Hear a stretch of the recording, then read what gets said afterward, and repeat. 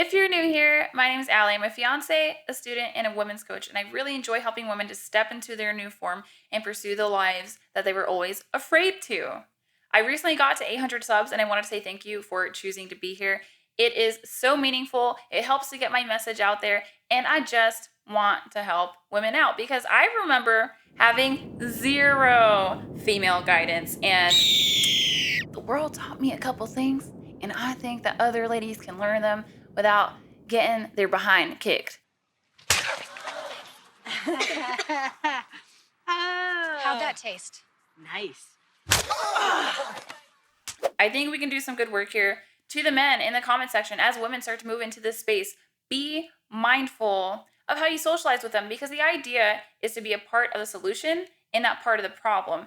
And if you convince women that come to a feminine, helpful space that they are horrible human beings, they're going to leave the space, guys. They're going to leave the space. They're going to miss out on the information that they need to help themselves out. You don't want to do that. Ladies, if you see a prevalence of men in the comment section, I need you to know that most YouTube users are men, and the men that are in my comment section outside of that, these are traditionally minded men who would have really loved to have had a wife and kids in a stable family home, but because of some things that have gone on in the dating market, they have been unable to do so. This is not all of them in the comment section. This is the internet. There are tons of opinions out there. Let's just keep it respectful as we get these subs up, which again, thank you for the 800 plus subs. I am so excited to get to 1,000 before the year ends, and I just want to take this time to thank Rebecca for affording me the opportunity. Let's talk about college. This video might get me kicked out of school, but it's okay, because I'm tired of seeing women get scammed on.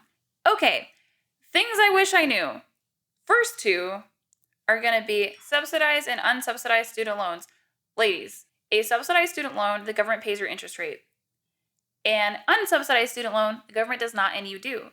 And so what a lot of women neglect to do, and this is going to be all college students, not just women, we tend to neglect looking at our student loans while we're in college, while the interest rate is accruing. But if you pay attention, you can pay your interest rate while you're in school. And if you're not making above a certain level of income, you'll get that money back in your taxes. So you pay your interest rate and then it goes back to you. That prevents the snowball effect that happens with student loans that catches people after they graduate, because they ignored it for 4 to 6 years and they're surprised to see that that interest was added to your principal. And then after that interest was added to your principal, then interest was added on that, and it just goes and goes and goes and goes. And that's how you end up in $60,000 to $100,000 in student loan debt. So just check on it throughout the year and you should save yourself some grief. But it also keeps you aware of what student loans you're adding throughout the year. You'll have your financial wits about you as you move through college and complete it. And student loans are important because is it particularly ethical to walk into a romantic relationship, because you still might want a man, with $60,000 to $100,000 in student loan debt that he's probably going to have to pay for? And even worse, if you guys end up divorced, it's very possible that he could be on the hook for that. So some men don't like that. That's a bill, right? And even though you are getting an education, if you want to keep men in your plans, then you have to work accordingly. Keep your student loan debt down. Get a part-time job. Save some money on the side. Pay some principal on top of your interest rate. That's going to be huge. But the other issue is not just the student loans. It is also the majors that women choose. And I will show you guys the top 20 majors that are female dominated in the United States via the U.S. Department of Education in 2016. I get that's 5 years old, but judging by the college campus that I go to, not much has changed. So, moving on. Teacher education and development, design and applied arts, health and medical administrative services, multi/interdisciplinary studies, political science and government, social work, marketing, fine and studio arts, health and physical education, sociology, English language and literature, liberal arts and general studies, accounting, criminal justice and corrections, communication and media studies, teacher education and development, biology, business administration and management, general psychology, and nursing. What did I tell y'all? Professional mothering. It's either nurturing or it's a social job with minimal responsibility. And that's okay. If that floats your boat, if that is what rocks your world, go for it. But you have to be mindful, how is that going to play out for you in the long run, especially in regards to some of these student loans? I'll say it again, capitalism does not care about female productivity because female productivity is centered around nurturing. And I know sociologically people want to live like the system's gonna break tomorrow, women need to rebel. Look, as long as there is a motherhood penalty, I'm going to teach women how to work with it and around it, okay? Because I can't make it go away tomorrow, but I can definitely arm women with the tools that they're going to need to navigate this female life. So if you pursue a social science and you want to take it all the way up to a PhD, the issue is financial for sure. But the second issue is the indoctrination. We know that college campuses tend to lean on the left. And that's just standard. And you can't sit here and paint people with a negative brush because they don't believe the same things you do politically. What I believe to be a problem is that is a woman that goes through a PhD program in a social science going to be able to look at a man romantically the same way that she would before? Because these messages are very subtle, and it's the subtle messages that are repeated enough times that we listen to the most. And so what messages are women hearing about men as they go through higher education? That they're inherently oppressive, that they're rude, and that they're making more money than them. I don't know if that's conducive to marriage. Okay, so if you get a PhD program and you have strong beliefs and convictions, make sure you have a support network and a community around you to reinforce your principles and your core values.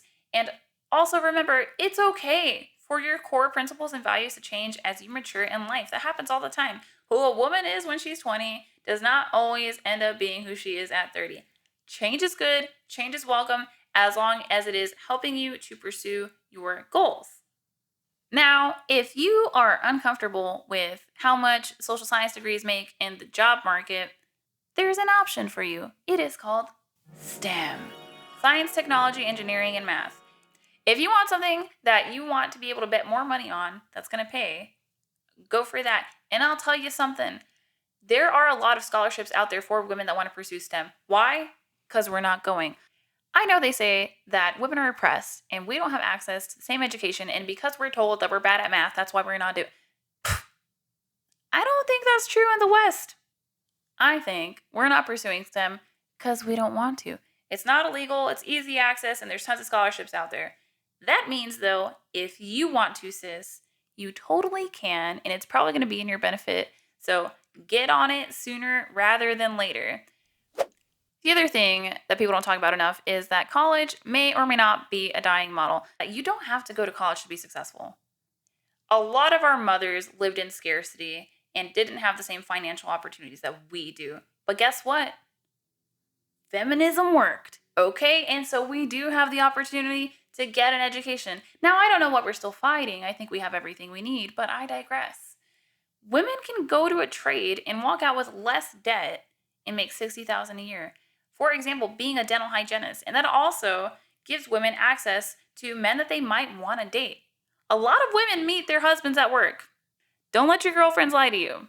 So if you're a woman that works in a trade and you're making $60,000 a year with very minimal debt, and then you meet a man who's also in a trade making $60,000 a year with minimal debt, that is huge. That's $120,000 for your household income. That is money to have babies. Okay, sounds like a plan to me.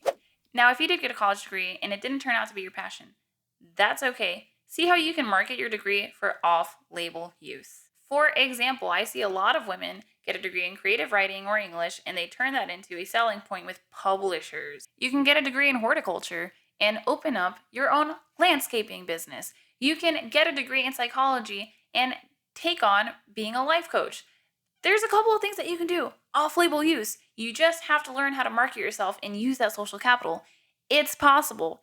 So these are all the things that I wish I knew before I went to college. But let's see what the ladies from Instagram had to say. Now, I have a response that's quite interesting because it's from a married student in law with children. I'm going to black out her name. She replied that I didn't have to start so young and waste so much time. I needed life experience to find my passions. So it's her opinion that in her journey of being a woman, that maybe she would have benefited from going to college later and working on her family first or experiencing new things first.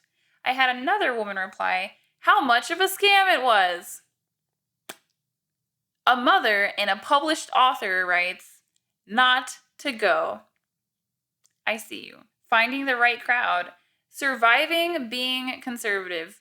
I would say college is welcoming to different schools of thought to a degree. It does get a little old if you have conservative principles to go to literally every single one of your classes and never hear that perspective. And it's like they get mad when you only hear from conservatives about conservative ideology. Who'd you think they were going to talk to? You guys? Elegance and etiquette in college. In an ocean of average, being a lady goes a long way. Which majors are most conducive to motherhood? I think that's interesting. I would say whatever is going to be a lighter workload, but I think whatever major you choose, you can reduce your school schedule. You can take 6 credit hours. You don't need to do 12, 15, or 16 credit hours in order to get the job done. It just might take you longer. Another woman writes that you don't need a degree. A PhD candidate writes, being kind goes a long way, both professionally and personally. I would have to agree. Another woman writes that I could be happy and fulfilled if I didn't go. Ladies, stop lying to your daughters about the need to go to college just because maybe you didn't get the opportunity to, or maybe you did get the opportunity but you squandered it. Don't put that pressure on her. And if you are a first-gen female student, I know that it's uncomfortable and you probably don't have a ton of guidance, but I hope this video was able to find you and I hope that it was helpful.